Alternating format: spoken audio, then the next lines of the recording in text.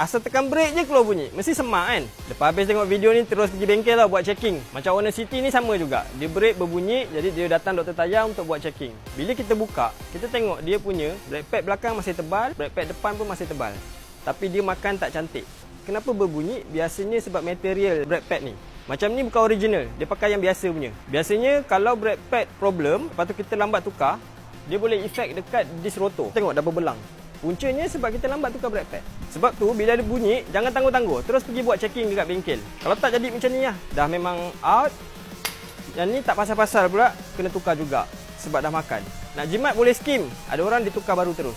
Untuk kali ni, owner pilih belakang Brembo, depan pun ambil Brembo. Materialnya lebih baik lah. Disc rotor pun owner pilih Brembo juga. Tapi macam biasa brand bukan penentu segalanya. Kot mana pun bergantung pada cara kita guna dengan cara kita jaga. Walaupun dah pakai Brembo, tapi kereta kita takkan makin laju. Sebabnya fungsi dia memang untuk perlahankan kereta.